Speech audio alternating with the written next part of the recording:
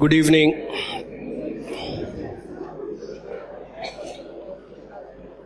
I just recap what we have done. We were doing capital structure theories, and we are having the four capital structure theories here. One is net income approach, another is net operating income approach, third one is traditional approach, and fourth one is Modigliani and Miller approach. Now, here for these series, we have to take some common assumptions, and the common assumptions are: first, it is assumed that there are only two types of capital. Second one is fixed investment policy. Third one is positive net income. Then all the net income is distributed as dividend. Then capital markets are perfect, no taxes, behavior of investors is rational, and cost of debt is less than cost of equity. So these are the common assumptions we are having. Now after this, what we did, we have done some formulas, and the formulas that we have done, first formula was for the value of firm, and the value of firm is value of equity plus value of debt. And the second formula for the same is EBIT divided by KO. What is EBIT? Earnings before interest and tax. And what is KO? KO is the average or overall cost of capital. Then after this, we are having next KO is equal to KD into D upon D plus E plus KE into E upon D plus E. Thereafter, we are having net income. Net income is EBIT minus interest. Then we are having value of equity. It is net income divided by KE. And the value of debt is interest divided by KD. So these are the formulas we have done. Thereafter, we started with our first theory, that was net income approach. And for the net income approach, we have taken one additional assumption apart from those common 8 assumptions. 8 assumptions are for all the theories, and this is one more assumption for the net income approach. And what is the assumption we are having? That is the cost of debt and cost of equity remain constant irrespective of change in capital structure. So what was happening, as we are increasing the debt in capital structure, what happens? Overall cost of capital will be coming down. And as the overall cost of capital comes down, the value of firm will be going up. So here, this we could have observed from the calculations that we have done. कि जैसे जैसे हम date बढ़ाते जा रहे हैं, वैसे वैसे हमारा ओवरऑल कॉस्ट ऑफ कैपिटल कम हो रहा है. और क्यों कम हो रहा है? Because the debt is cheaper than equity. जितना ज्यादा डेट बढ़ाएंगे कैपिटल स्ट्रक्चर में, हमारा एवरेज कॉस्ट ऑफ कैपिटल उतना कम होता जाएगा. Then and the value of firm is also increasing. So what this theory says, to maximize the value of firm, we should maximize the debt in capital structure. Now after this, the basic flaw with this theory is the assumption itself. हमने क्या assumption लिया है? We are taking the assumption that the cost of debt and cost of equity remain constant irrespective of change in capital structure. So what happens here? The basic flaw with this theory is this assumption, because what is going to happen, जब हम जैसे जैसे increase करेंगे debt in capital structure, so here as we increase the debt in capital structure, so क्या होगा? Financial risk of the company will be increasing, and as the financial risk of the company is increasing, then the risk of shareholders in the company will increase. And if the risk of shareholders is increasing, then he will be expecting more return, due to which the cost of equity will be rising. And the theory says that the cost of equity will rise in such a proportion that overall cost of capital remain constant. Theory क्या बोल रही है कि cost of equity कितने से बढ़ जाएगा? The cost of equity बढ़ेगा, but कितने से बढ़ेगा? What the theory is saying कि cost of equity इतने से बढ़ जाएगा कि जो cheaper debt का जो हमारे को फायदा होने वाला था, वो फायदा नहीं होगा. ठीक. और cheaper debt का फायदा क्या हो रहा था?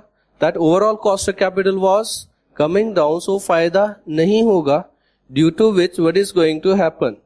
That overall cost of capital will remain constant. ठीक. And if overall cost of capital is constant, then what will be happening to the value of firm? Value of firm is EBIT divided by Q. We learned earlier that EBIT remain constant irrespective of change in capital structure. Now the Q is also constant, so the value of firm will also be constant. So what this theory is saying that the value of firm is independent of capital structure. मतलब हम value of firm capital structure बदल के हम value of firm change नहीं कर सकते. This is what the theory is. ठीक, बोलो यहां तक कोई डाउट, कोई question? Now here both the theories are contradictory to each other, but they were given by the same person. That the person is Durant. Now अब यहां पे we come to our next theory, and the next theory is the traditional approach. Next we come to traditional approach. This is the third theory.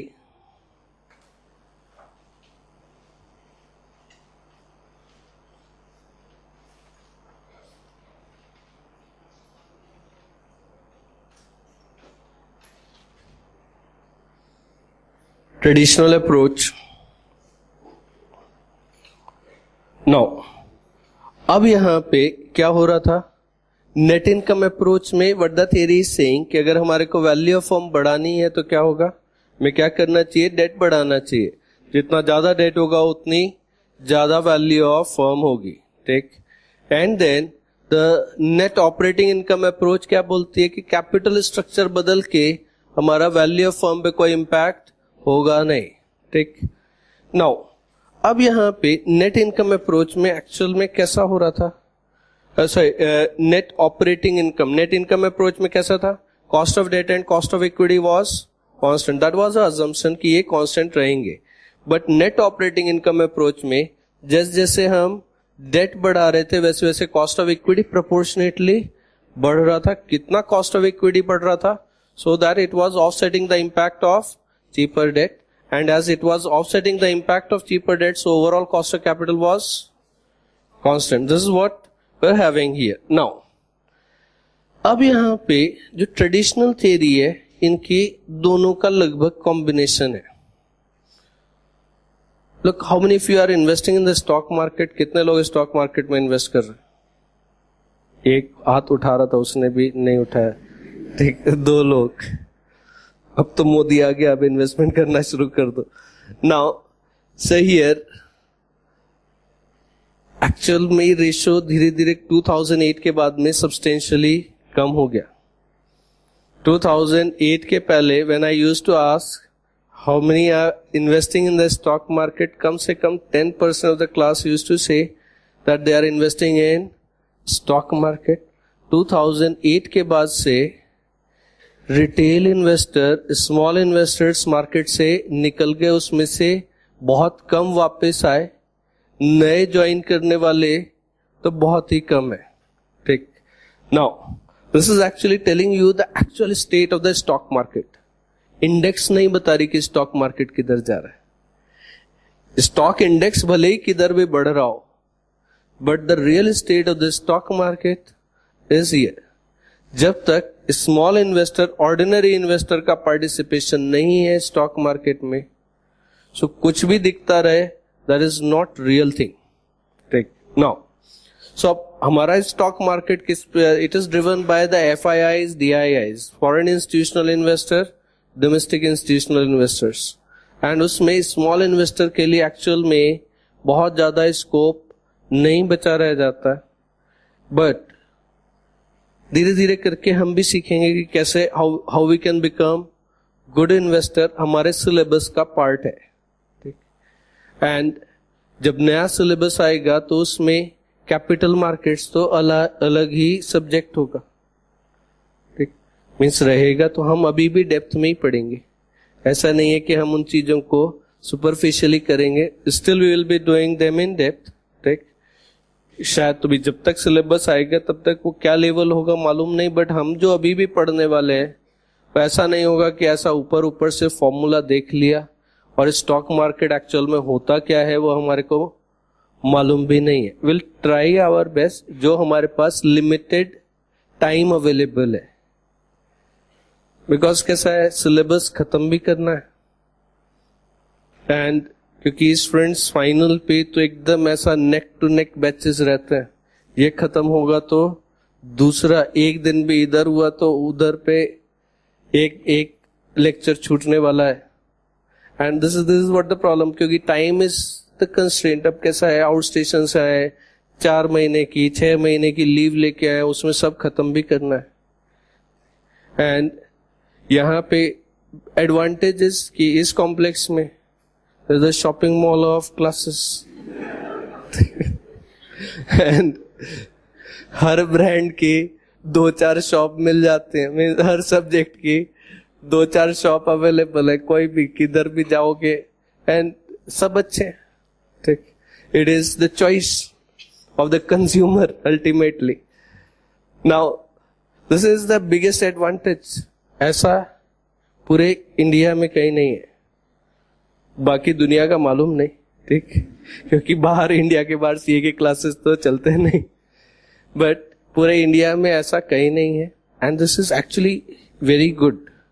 Competition है, इसकी वजह से पुणे में लोग fees बढ़ाने में थोड़ा सा डरते हैं, हेजिटेट करते हैं. अदरवाइज बाकी सब जगह पे भले ही तुम्हारे को यहाँ की ज्यादा लगती हो फीस, ठीक है, but if you compare it with other places, fees लोग वर्चुअल में इससे ज्यादा चार्ज करने लगे हैं स्मॉलर सिटीज में. पहले started charging more. Then what is there, what is the fees here in Pune? Reason is कि परफेक्ट कंपटीशन है. एक 500 रुपए से भी फीस बढ़ाएगा तो उसके 50 स्टूडेंट कम हो जाएंगे. And then the net effect is going to be, he will be having the loss there. ठीक. Now, so here this is good. Otherwise, competition होना चाहिए. Everybody is motivated to work harder. And as a customer, as a student, you are getting better choices and better teachers also. Better teachers in the sense कि अगर competition नहीं होगा, then I will be relaxed कि अरे चलो ठीक है, किधर जाएंगे, आएंगे. ठीक, तो पढ़ाया नहीं पढ़ाया वो उसमें हो जाता है. The teacher also is relaxed. But अब अगर 3-4 लोग कंपटीशन में है तो इसका इम्पैक्ट तो होगा ना. मैं एक बैच में खराब पढ़ाऊंगा, अगले बैच पे फर्क पड़ जाएगा. It is bound to happen. And ये बहुत वॉलेटाइल मार्केट है, कुछ पता नहीं कि आज चल रहा है कल नहीं है. ठीक, now so here what we were talking about, so stock market में जब हम investors की बात कर रहे हैं, those who are investing in the stock market, तो क्या कभी इन्वेस्ट करने के पहले बैलेंस शीट देखी कंपनी की जिसमें इन्वेस्ट किया? नहीं. इन्वेस्ट करने के बाद बैलेंस शीट देखी? शायद देखी भी हो. क्या डेट इक्विटी रेशियो कंप्यूट किया था? नहीं. Now, suppose you have made investment in Reliance Industries and I come to you, मैं दौड़ता हुआ आया तुम्हारे पास में, बोला कि रिलायंस इंडस्ट्री का डेट इक्विटी रेशियो 1.5:1 हो गया. Now what is your reaction? कोई रिएक्शन नहीं. यही रिएक्शन रहेगी, पुराना ही कौन सा मालूम है, जो नए का क्या करेंगे. जब इन्वेस्ट किया था तब कंप्यूट करके देखा था कि डेट इक्विटी रेशियो है कितना, नहीं किया. तो अब अगर मैंने बताया भी तुम्हारे को कि डेट इक्विटी रेशियो इतना हो गया तो क्या फर्क पड़ रहा है उससे? कुछ फर्क पड़ा नहीं, पुराना ही नहीं मालूम. ठीक, तो अब इन्वेस्टर के पास में एक ही काम है, क्या वो कंपनी की बैलेंस शीट लेके डेट इक्विटी रेशियो ही कंप्यूट करता रहे और जैसे थोड़ा सा भी बढ़ जाए अपना कॉस्ट ऑफ इक्विटी बढ़ा दे. कुछ और काम धाम नहीं है तुम्हारे पास में, है ना? आर्टिकलशिप भी तो करनी है हमारे को, नहीं. ठीक, so what happens here that when it comes to the investment, shareholders का बिहेवियर ऐसा नहीं होता कि थोड़ा सा भी डेट इक्विटी रेशियो बदला तो he will immediately demand for higher returns. ठीक, नॉर्मल कोर्स में अब यहाँ पे कितने इन्वेस्टर्स को बैलेंस शीट समझती होगी? अगर हम इंडियन पॉपुलेशन का एवरेज सैंपल लें तो कितने लोगों को बैलेंस शीट समझती है? अगर हम total commerce professional students etcetera सब मिला के फाइनल के स्टूडेंट, ठीक, वो सब मिला के CWA, CA, CS, BCom, MCom नहीं। नाउ सही यार, उन सबको अगर हम कंसीडर कर लें तो कितने लोग होंगे? 10 लाख, 15 लाख, चलो 1 करोड़ कंसीडर कर लो। This data is exponentially high. Of 1 crore people, persons who understand balance sheet. बाकियों को बैलेंस शीट समझ में आ रही है, तुम उल्टी भी बना के दे दो तो उसे समझेगा कि वो बैलेंस शीट सीधी बनी है कि उल्टी बनी है? नहीं। एसेट में लायबिलिटी लिख दो, लायबिलिटी में एसेट लिख दो, हो सकता है, हो सकता है। बैलेंस शीट देखिए जहां पे क्रेडिटर्स एसेट में दिखाई दे रहा है, सैलरी पेबल एसेट में दिखाई दे रही है। ऑब्वियसली वो टैली में क्या हो जाता है ना, एंट्री में गलती कर दी, वो पेबल कम था और पेमेंट गलती से पेमेंट की एंट्री ज्यादा कर दी तो सैलरी पेबल एसेट में चली जाती है। नाउ सैलरी पेबल एसेट में है, बैलेंस शीट बनी हुई है, बट वो समझ में नहीं आ रही है उसको कि वो कुछ गलती भी है उस बैलेंस शीट में। ऐसे लोग होते हैं, ठीक। अब यहां पे क्या होगा, उसे क्या समझ रहा है ना कि वो बैलेंस शीट में क्या एसेट, क्या लायबिलिटी, क्या किधर जाना है, ठीक। सो अब 1 crore persons out of 130 crore, हो सकता मेरे बोलते बोलते 131 करोड़ हो गया। इंडिया में पॉपुलेशन थोड़ा तेजी से बढ़ती है ना, सही है। अब यहां पे अब 130 करोड़ में 1 करोड़ लेस देन 1% है, और वो मैंने 1 करोड़ बहुत हाई वैल्यू, हाई फिगर लिए, मीन्स जिनको I am bit very very optimistic, जैसा मोदी इलेक्शन के पहले था, ठीक। सही है, I am optimistic and accordingly I am presuming कि 1 करोड़ लोगों को बैलेंस शीट समझती है, तो अगर 1 करोड़ को भी समझती है वो लेस देन 1% है। बाकियों को तो बैलेंस शीट समझ ही नहीं रही ना, बट इन्वेस्ट तो कोई भी कर सकता है। अब डॉक्टर ने भी इन्वेस्टमेंट किया, ठीक। अब उसको बैलेंस शीट लेके जाओ और बोलो कि कंपनी की फाइनेंशियल हेल्थ कैसी है, तो स्टेथोस्कोप से चेक करके देखेगा तो हार्ट बीट ही नहीं मिलेंगे। नाउ सही है, अब यहां पे बट इन्वेस्ट तो वो भी कर रहा है ना, डॉक्टर भी है, इंजीनियर भी है, सब लोग इन्वेस्ट कर रहे हैं ना। नाउ अब इतने सारे लोगों को तो यही नहीं समझ में आ रहा कि बैलेंस शीट बनती क्या है, लायबिलिटी एसेट में दिखाया हुआ, एसेट लायबिलिटी में दिखाया हुआ, होता है, हो जाती है बैलेंस शीट्स, ठीक। नाउ अब इस केस में उनको डेट इक्विटी रेशियो कितना होना चाहिए, कितना नहीं होना चाहिए, क्या हो रहा है, ये सब समझ रहा होगा? नहीं समझ रहा होगा। ज्यादातर इन्वेस्टर इन्वेस्ट कैसे करते हैं, किसी ने टिप दी कि ये शेयर खरीद लो, खरीद लिया, फिर उसने बोलो बेच दिया, तो बोला बेच दो, तो बेच दिया। अब क्यों खरीदा ये भी नहीं मालूम, क्यों बेचा ये भी नहीं मालूम, ठीक, पर इतना पता चला कि लॉस हो गया, ठीक है। नाउ सही है, ज्यादातर स्मॉल इन्वेस्टर्स के साथ में ऐसा ही हो जाता, अक्सर होता है। This is the story of Indian investor, ठीक। एंड अब इसकी वजह से अब क्या हुआ कि अगर यही इंफॉर्मेशन मार्केट में, अब कैसा होगा, normally debt equity ratio up to 2:1 is considered to be appropriate. 2:1 तक तो कोई दिक्कत है नहीं, ठीक। अगर जो हायर साइड पे 2:1 is considered to be appropriate debt equity ratio.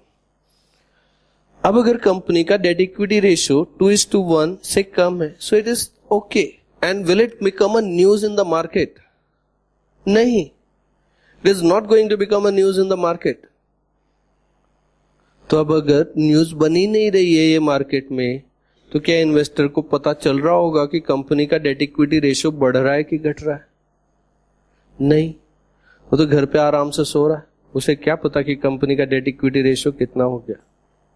But अगर डेट इक्विटी रेशियो 2:1 से ज्यादा हुआ, सुबह सो रहा था, सो के उठा, टीवी खोला, CNBC चल रहा था, वहां पे जो न्यूज एंकर था, अब उसने बताना शुरू करा कि रिलायंस इंडस्ट्री का डेट इक्विटी रेशियो 2.5:1 हो गया, एंड अब सब बात कर रहे हैं कि ये तो बहुत बुरा हो गया। अब उसको समझ कुछ नहीं रहा कि क्या हुआ, बट ये समझ रहा है कि कुछ तो गड़बड़ हुआ है, ठीक। वो इमीडिएटली अपने ब्रोकर को फोन करता है और बोलता है कि एक काम करो, ये रिलायंस का शेयर बेच दो, ठीक। अक्सर इन्वेस्टर ऐसे ही रिएक्ट कर रहा।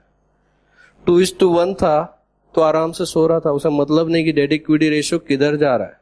बट 2:1 से ज्यादा हुआ व्हेन इट बिकम्स न्यूज। जब तक न्यूज नहीं बन रहा है तब तक मार्केट में रिएक्शन ही नहीं है। But when it becomes a news then there will be reaction in the market, ठीक। सो अब यहां पे होगा क्या, that how normally the investor will behave, that on x axis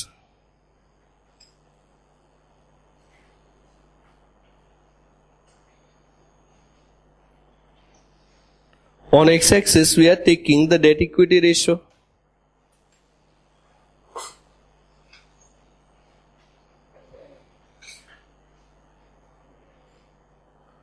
On x-axis we are taking debt equity ratio, and on y-axis we are taking cost of capital.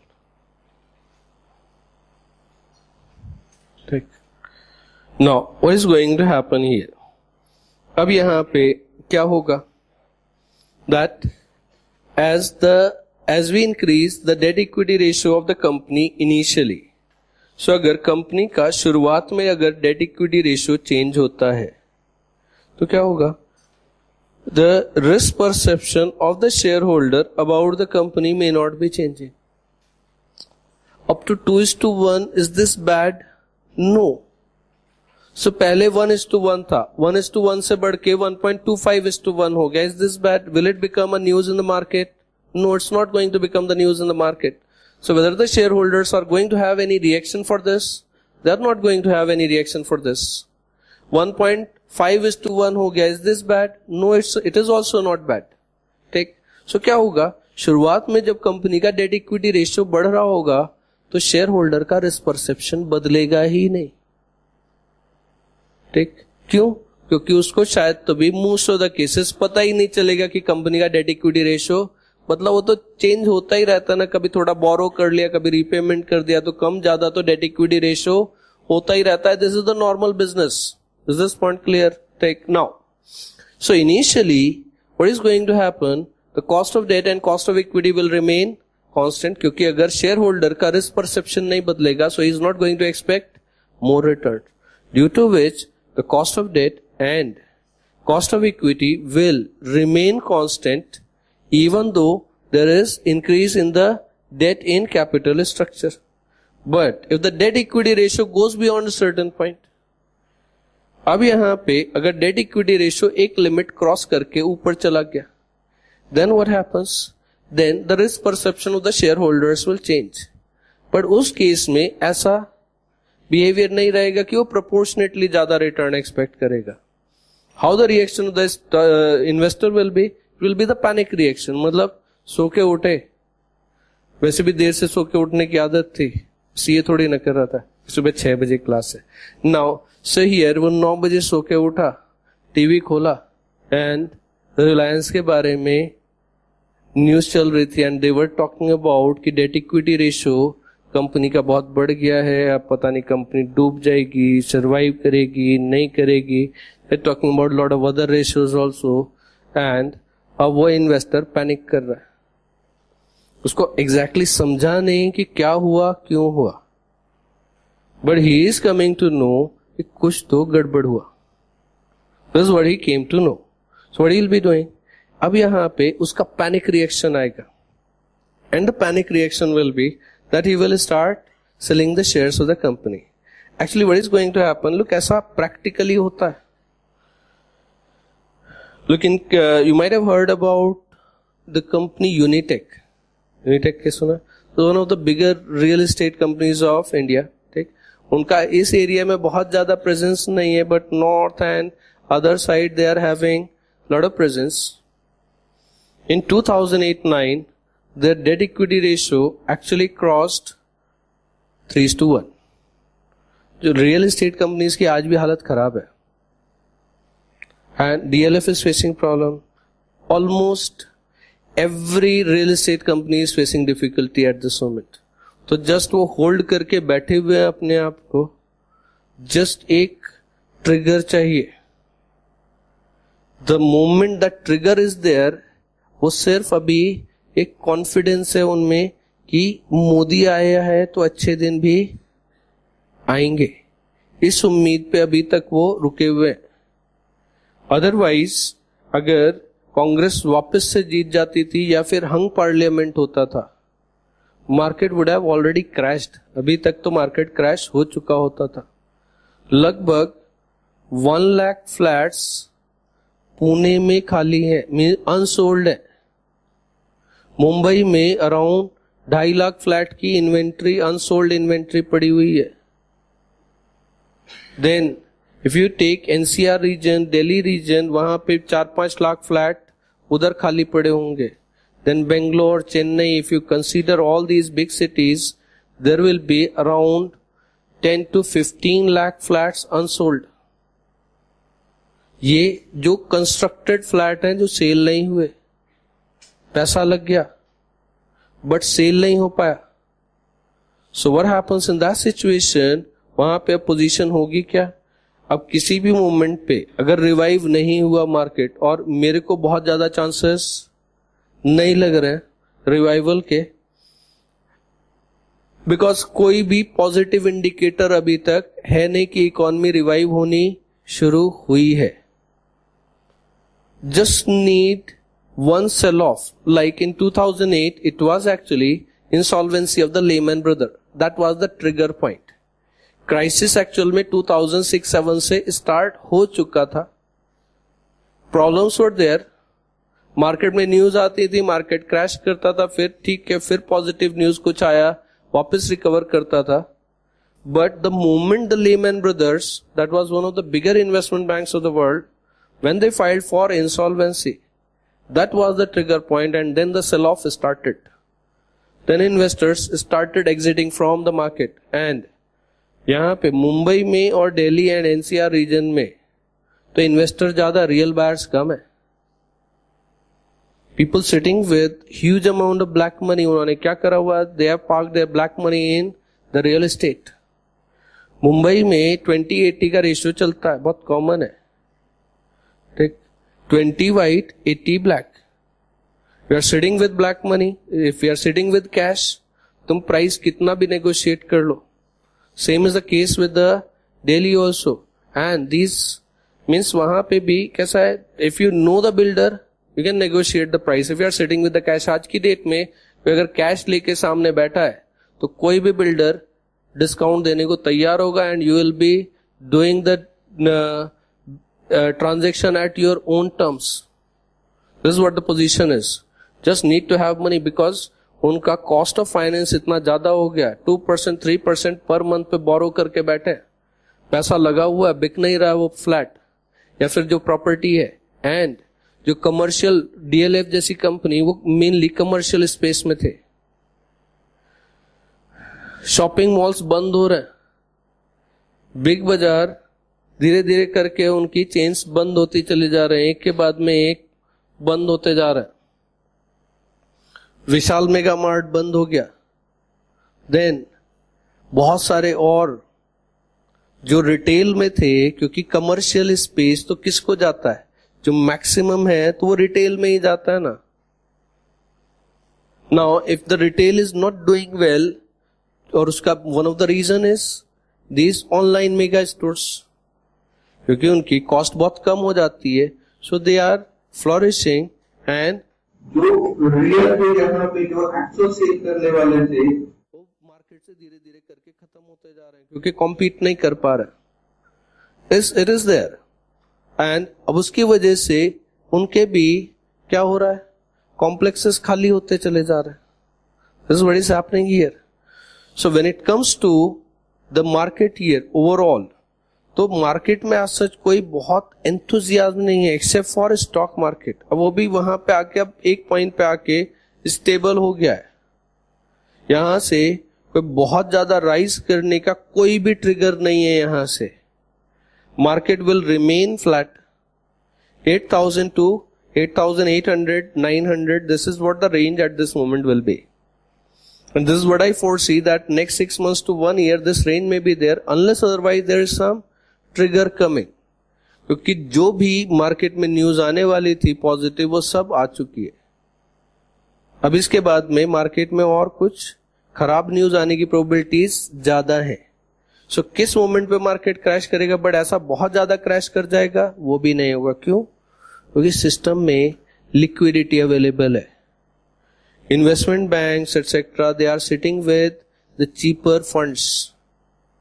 Now, so here market बहुत ज्यादा crash भी करेगा ऐसा भी नहीं है, rise करने के भी बहुत चांसेस नहीं है. ठीक. सब क्या हो गया, अब वहां पे इन केस ऑफ द यूनिटेक उनका शेयर प्राइस अराउंड 400 रुपीज 2007-8 में हुआ करता था.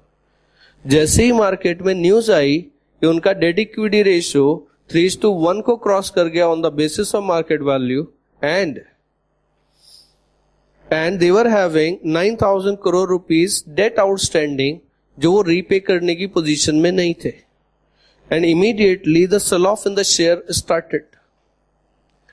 अब यहां पे होगा क्या कि अब अगर कंपनी की अगर रिस्क बढ़ेगी तो शेयर होल्डर ज्यादा रिटर्न एक्सपेक्ट करेगा, बट कंपनी की तो फाइनेंशियल पोजीशन ऑलरेडी खराब है.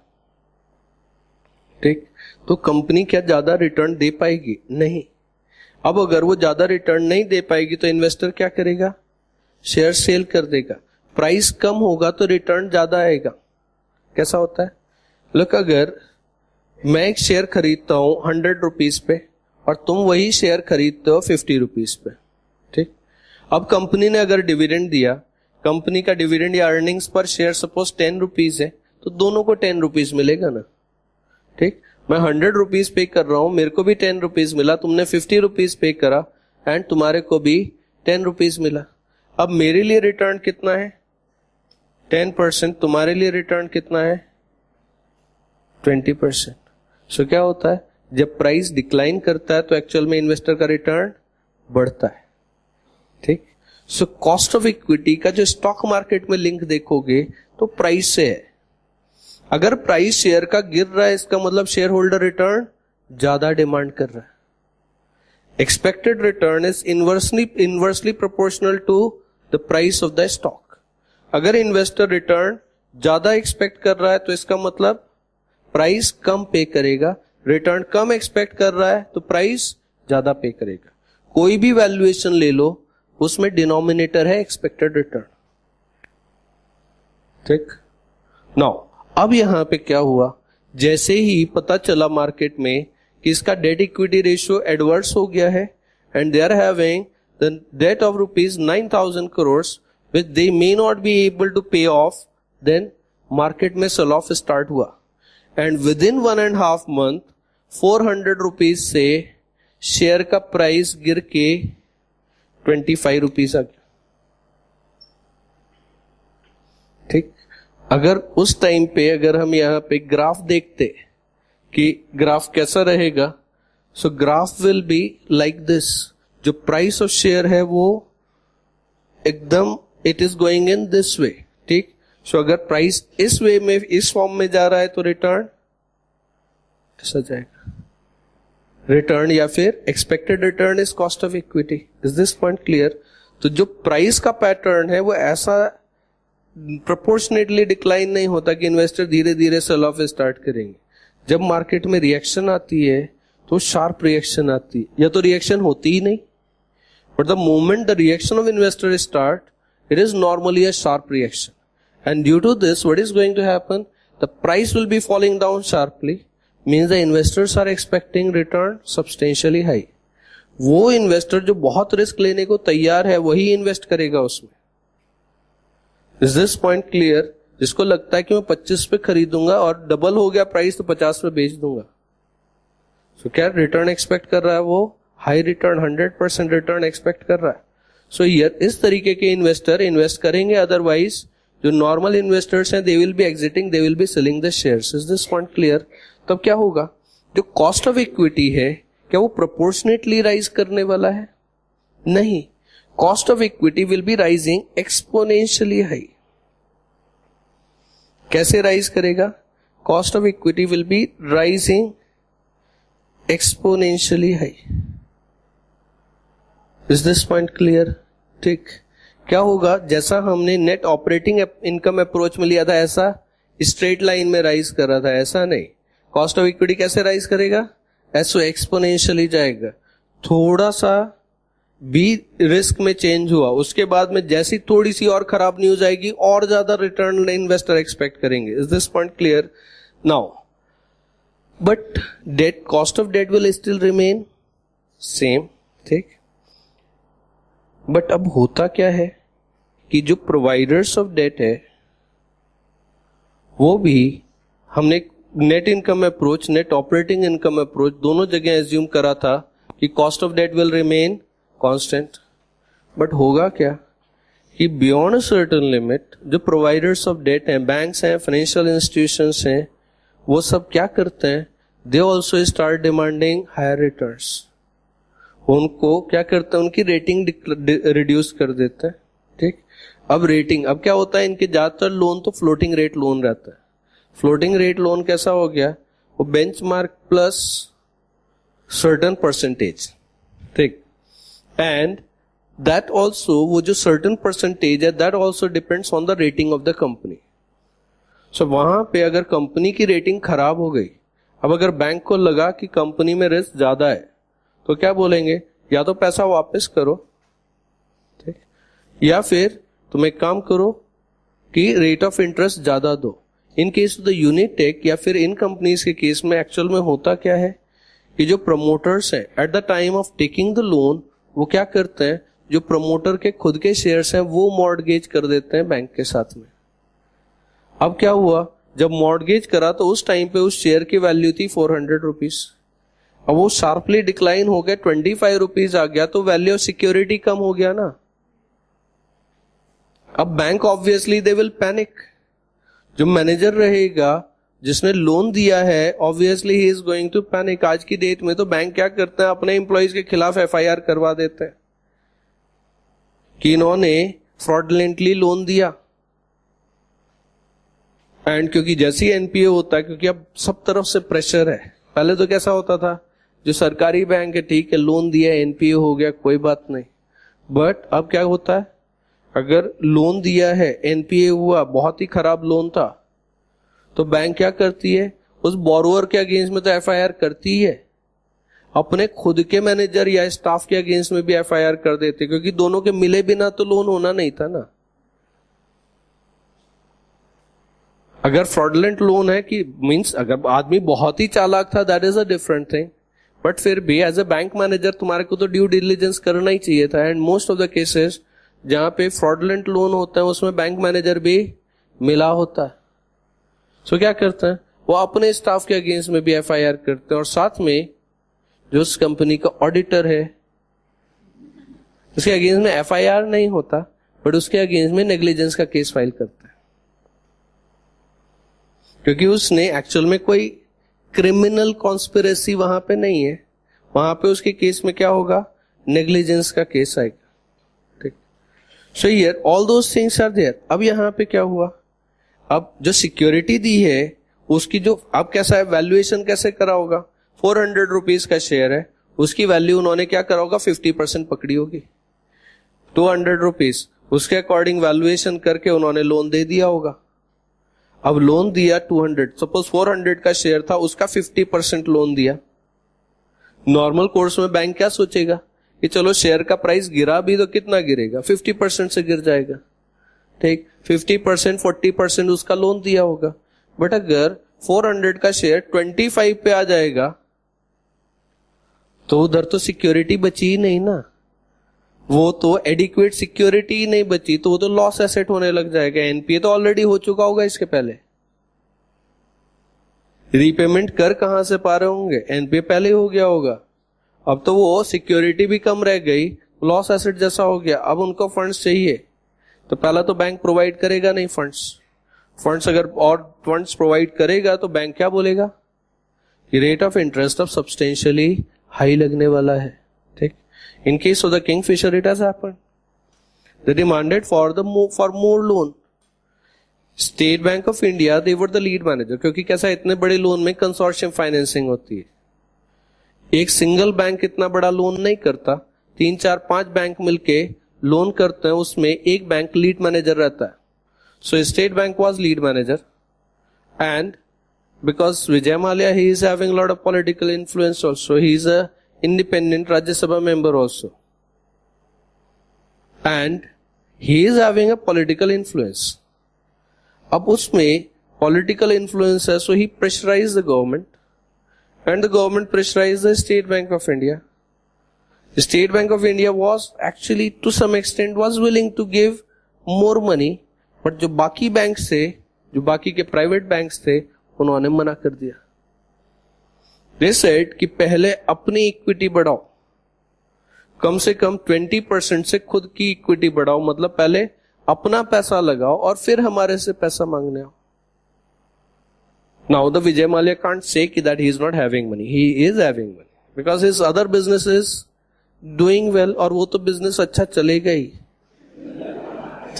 रिजल्ट कैसा भी आए, अच्छा आया तब भी सेल होनी है, खराब आया तो और ही ज्यादा सेल होनी है.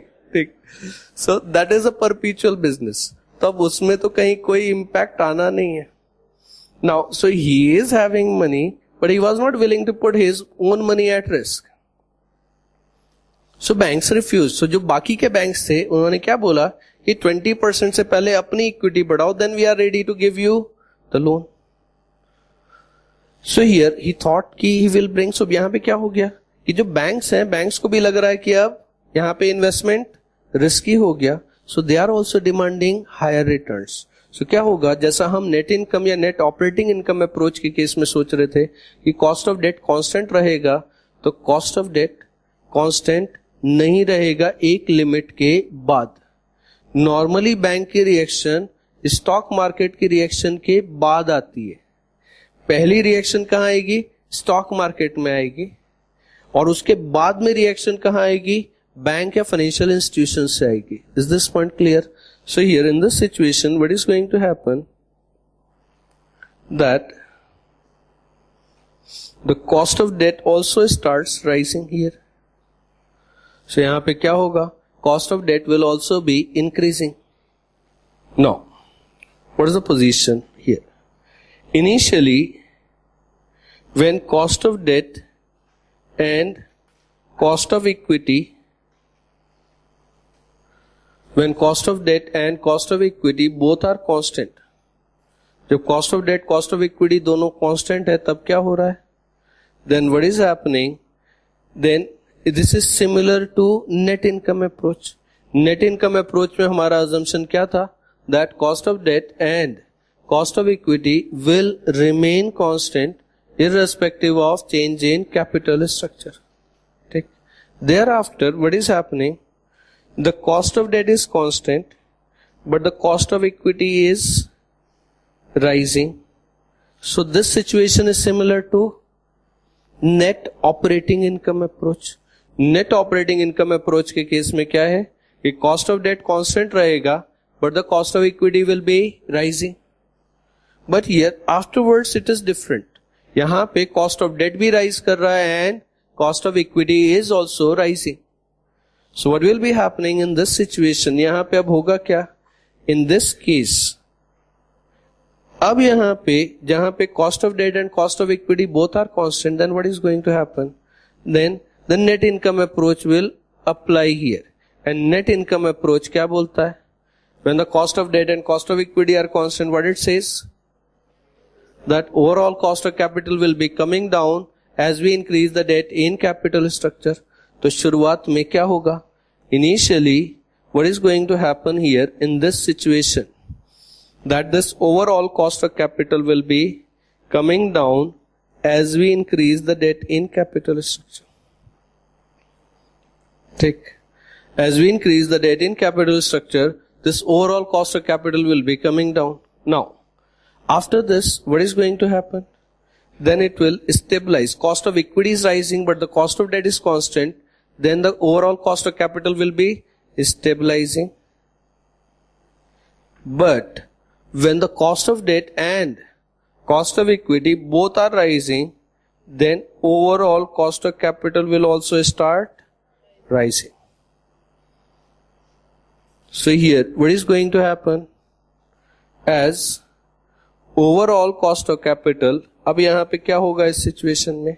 There will be a point where overall cost of capital is minimum, and at that point the value of firm will be maximum. ठीक? So यहाँ पे हमारा ऑप्टिमम कैपिटल स्ट्रक्चर अचीव कर पाना पॉसिबल है, जो हमारा पॉसिबल नहीं था in case of net income approach and net operating income approach. Is this clear? So एक काम करो, इससे ड्रॉ कर लो. So right, as per traditional approach,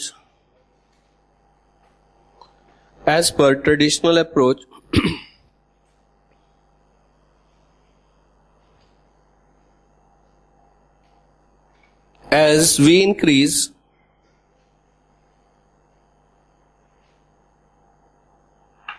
the debt in capital structure, initially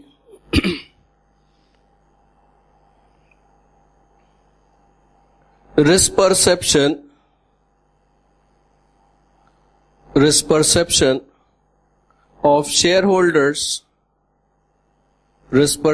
of shareholders about the company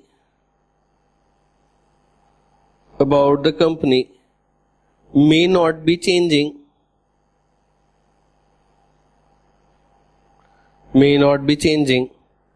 due to which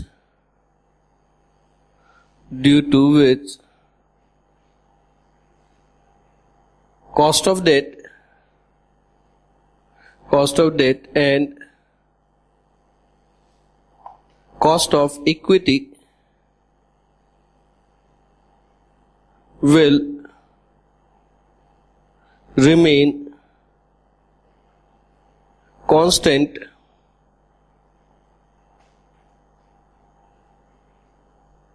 irrespective of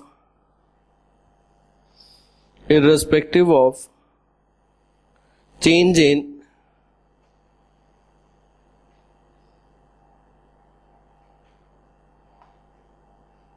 capital structure. Irrespective of change in capital structure. Now, अब यहां पे क्या हुआ? What it is saying that शुरुआत में जब हम अपना डेट इक्विटी रेशियो चेंज करेंगे, so what is going to happen? Risk perception of the shareholders about the company is not changing. So अगर risk perception of shareholders is not changing about the company, then the cost of debt and cost of equity will remain constant irrespective of change in capital structure. But अब क्या होगा? If the debt equity ratio is going beyond a certain point, means the debt is increasing beyond a certain point, then the risk perception of the shareholders about the company will be changing. And when the risk perception of the shareholders is changing, then they will be demanding higher return. And if they are demanding higher return, due to which the cost of equity will be rising. But the cost of equity will not be rising proportionately as it was rising in case of the net income approach. So net income approach में as a straight line बढ़ रहा था, proportionately higher return demand कर रहे थे. But यहाँ पे क्या होगा? They will be demanding exponentially higher return. Because शुरुआत में तो कोई reaction आया नहीं.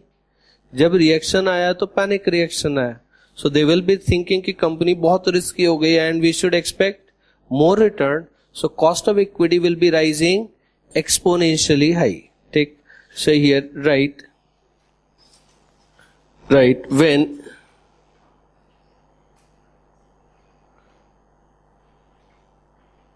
debt equity ratio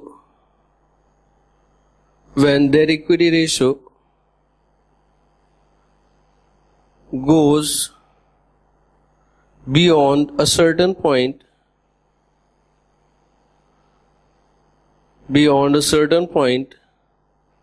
then then risk perception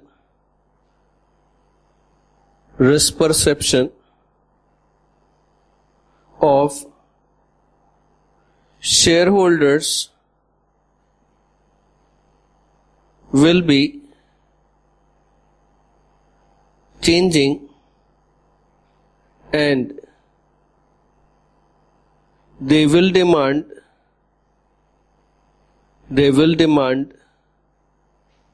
higher returns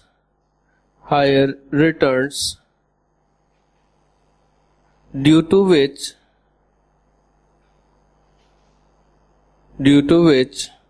cost of equity will be rising exponentially. Cost of equity will be rising exponentially. This is clear now. So here, what is happening here in this case? So initially when the debt equity ratio is changing, then the risk perception of the shareholders about the company is not changing. And agar risk perception change nahi hoga, then they will not be expecting more return. And as they are not expecting more return, it means the cost of equity remains same. Okay? Because what is the definition of the cost of equity? Cost of equity is equal to expectations of shareholders. अब अगर share holder की expectation same है तो वो same return expect करता रहेगा. Got this? ठीक. Then अब उसके बाद में डेट इक्विटी रेशियो एक लिमिट को क्रॉस करा तो अब उसका रिस्क परसेप्शन बदला. ठीक. अभी तक वो सोया हुआ था और एकदम जग गया. वो जगा तो उसको कंपनी की पोजीशन खराब दिखाई दी और उसने शेयर सेल करने शुरू कर दिया. It happens. If the information will be coming in this way, there will be reaction in the similar manner. ठीक. अगर सत्यम स्कैम भी लोगे तो हर दिन 50% से शेयर गिर जा रहा था लगभग. तो अगर 2 दिन शेयर का प्राइस 50% से गिरा तो क्या शेयर का प्राइस 0 हो गया? पहले दिन 50%, दूसरे दिन 50%, तो 100% से गिर गया तो 0 हो गया? नहीं होगा. ठीक. नाउ कैसा है? 400 से 200, 50% गिरा तो कितना होगा? 200. अब 200 से 50% गिरेगा तो कितना हो गया? 100 हुआ. 0 नहीं हो गया.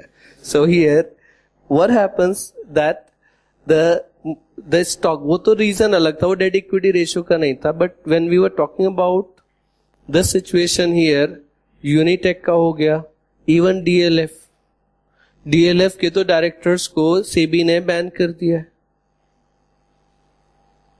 for providing the fraudulent information at the time of IPO.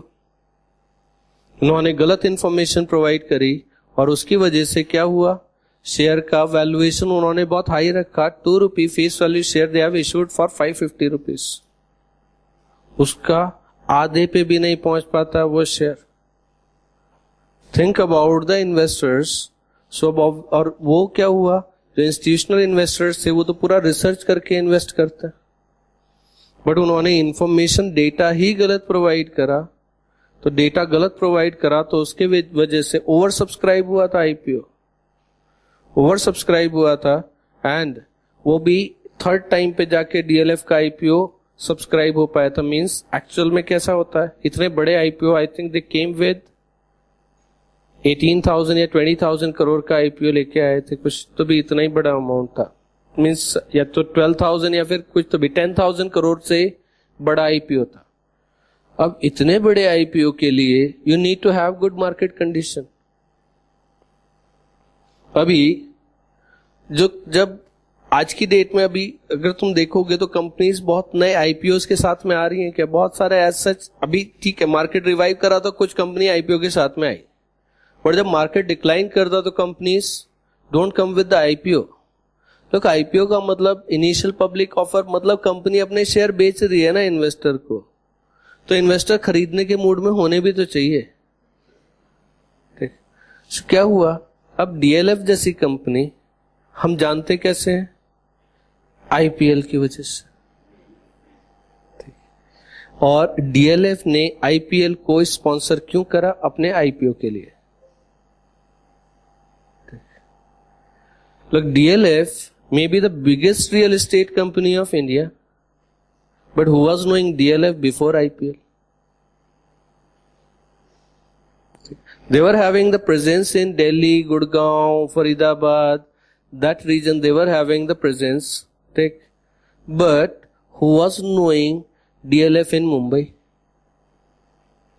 If you want to raise the money through the capital market, you need not be known in Delhi.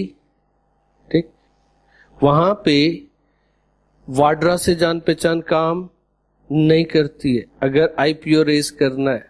ठीक, you should be known in Mumbai, यहां के broker से जान पहचान होनी चाहिए। So what happens, and if you want to be known in India, what is better than cricket? Nothing.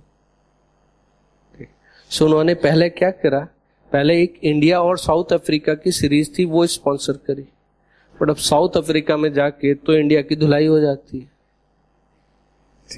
तो वह स्पॉन्सरशिप बेकार चली गई। प्रपोजल लेके आ रहे थे, उसके पहले ही पेपर फाइलिंग कर रहे थे, उसके पहले मार्केट क्रैश कर गया तो वो विड्रॉ कर लिया। फिर उसके बाद में एक और बार उन्होंने एक्चुअल में सेबी को पेपर फाइल भी कर दिए थे, बट फिर वापस से विड्रॉ कर लिए क्योंकि मार्केट वापस से क्रैश कर गया था। थर्ड टाइम जब उन्होंने आईपीएल स्पॉन्सर करा, उसके बाद में they were successful in raising the money. And अभी भी इन्वेस्टर्स मीन्स लोगों को डीएलएफ के बारे में आईपीएल से ही मालूम है। ठीक, एंड अगर उन्होंने आईपीएल स्पॉन्सर नहीं करा होता था तो फिर लोगों को लगा कि आईपीएल स्पॉन्सर किया है तो कुछ तो भी बड़ी कंपनी होगी। It is big company, valuations are there, but जो उन्होंने डेटा उस टाइम सबमिट करा था, अब उन्होंने कैसा है अपील करी है, सेबी ने तो उनको बैन कर दिया, उनके डायरेक्टर्स को बैन कर दिया है from stock market. They can enter into stock market. And but what is happening here that they have filed the appeal with the SAT, securities appellate tribunal है, वहां पे उन्होंने अपील फाइल करी है। They might be able to prove कि नहीं उन्होंने fraud नहीं किया, बट आज की डेट में चांसेस अब कम हो गए हैं क्योंकि अब सेबी भी बहुत स्ट्रिक्ट हो गया है and the courts are also strict. वो Subrata Roy he is in jail. ठीक, अब वो you are duping the investors and then you are fooling the courts also. 20,000 crore rupees वापस करना था, उन्होंने बोला कि नहीं हमने कर दिया और उसमें से 90% इन्वेस्टर ने वापस हमारे पास इन्वेस्टमेंट कर दिया। ऐसा होगा नहीं। If you are coming with one fraudulent scheme, तुम लोगों को पैसा वापस करने जाओगे तो वो वापस तुम्हारी स्कीम में दोबारा पैसा लगा देंगे। नहीं, उन्होंने किसी का पैसा वापस किया ही नहीं, उन्हीं इन्वेस्टर से, एंड जो इन्वेस्टर्स थे उनके नाम पते भी नहीं है जो वो कह रहे हैं। सेबी ने बोला ठीक है हम देते हैं पैसा वापस, तुम्हारे को एड्रेसेस तो दो। लोग बहुत सारा ब्लैक का पैसा इधर उधर सब किया हुआ उन्होंने। एंड इट इज सहारा में they are having, this is आज की डेट में they are having the biggest land bank of the world. उनके पास में जो लैंड बैंक अवेलेबल है उसका वैल्यूएशन गोस, अगर मार्केट कंडीशन सही रहे तो 1,50,000 करोड़ रुपीस लगभग चला जाता है। बहुत सारे कंट्रीज में इधर उधर उनकी प्रॉपर्टीज है and they have made investment. As such कोई उसने जुआ नहीं खेला, but the thing was he was also sponsoring Indian cricket team to be known to the investors. कौन स्पॉन्सर कर रहा था इंडियन क्रिकेट टीम को? सहारा। ठीक, अब वो बेसहारा हो गए खुद ही, तो फिर उन्होंने स्पॉन्सर करना बंद कर दिया। Now what is happening here, अब यहां पे क्या होता है इन्वेस्टर्स का, अब तुम 20,000 करोड़ रुपीस कैश वापस किया कैसे? 5,000 करोड़ रुपए अरेंज नहीं करे जा रहे हैं उससे। अब दूसरे उन्हें बेवकूफ बना रहे कि डील कर दी कि हाँ हम ऐसा करेंगे वैसा करेंगे, ठीक है फंड्स अरेंज कर देंगे, and they are not getting the money. 20,000 crore rupees cash arrange करना, वापस कर देना, इट्स नॉट इजी टास्क. किसी को भी बोला आज की डेट में 20,000, स्टेट बैंक को बोला कि 20,000 करोड़ वापस कर दो, कहां से करेंगे? इमीडिएट किसी के पास इतना कैश रखा थोड़ी ना होता है. बट दे सेड कि हाँ हमने कर दिया, जबकि किया नहीं था. उन्होंने क्या करा, जो इन्वेस्टर उनके जान पहचान के थे उनसे क्या करा, इधर की स्कीम का उधर की स्कीम में करके ये बता दिया कि पैसा वापस किया उसने, वापस से हमारे पास दूसरी स्कीम में इन्वेस्ट कर दिया. पैसा किसी को वापस किया ही नहीं. 2-4 कुछ इन्वेस्टर को पैसा वापस किया, बाकी 90% इन्वेस्टर को पैसा वापस किया ही नहीं. So here, what happens here in this situation when it comes to the markets? So जब हम बात कर रहे हैं इसमें, so क्या हो जाएगा? इन्वेस्टर. सो क्या होगा, जब शुरुआत में जब हम बात कर रहे थे दैट प्रोवाइडर्स ऑफ डेट की जब बात आएगी, सो एक लिमिट के बाद में अगर डेट इक्विटी रेशियो बढ़ता है तो providers of debt also thinks that the company is risky. Now if they are thinking that the company is risky, then they will also be demanding higher returns. So here write if debt equity ratio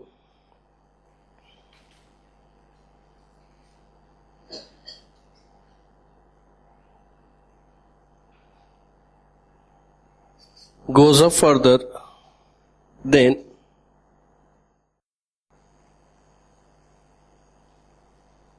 providers of debt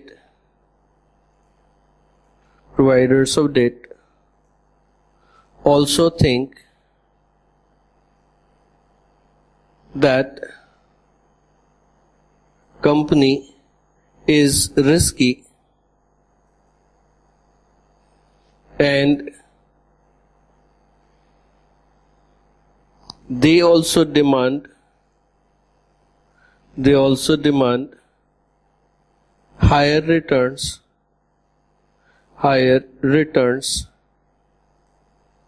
due to which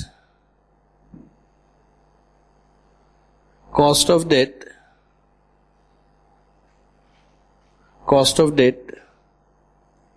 also goes up exponentially.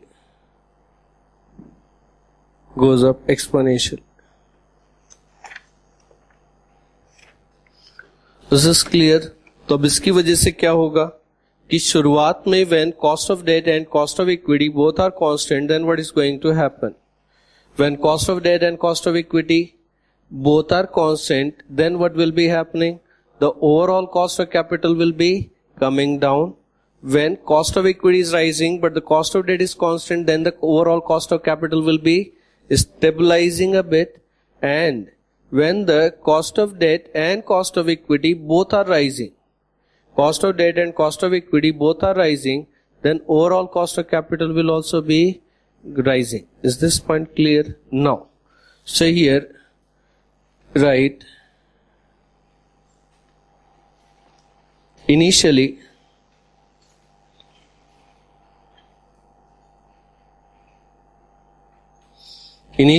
when cost of debt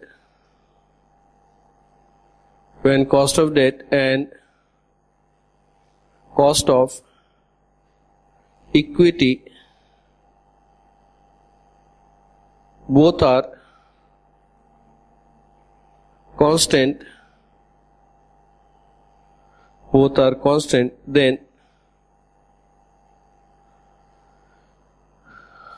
then overall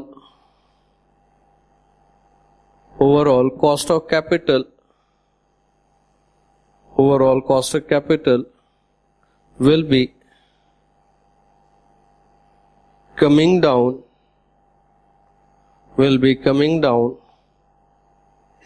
as we increase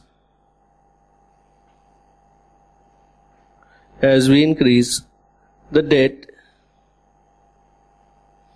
in capital structure.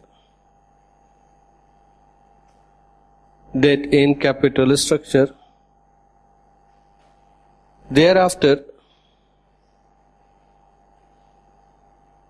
it will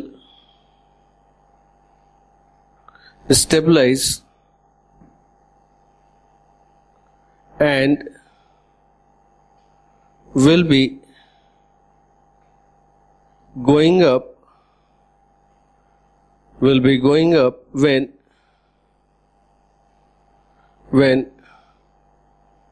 cost of debt and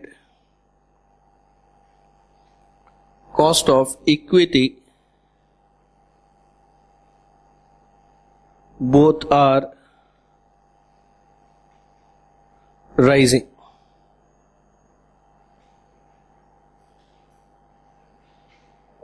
Therefore, there will be a point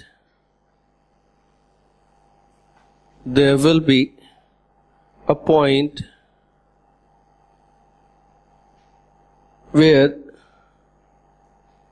overall cost of capital will be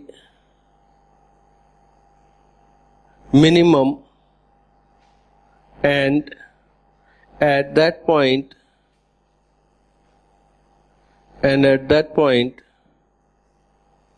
value of firm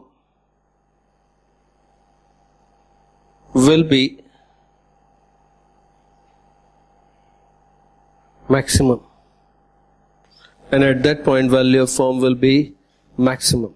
So this is what the traditional approach we have got. It is basically the combination of both net income approach and net operating income approach, and it is most realistic approach that we have done. जो हमारी पहली दोनों approaches थी उससे ज्यादा realistic है ये. Is this clear? Now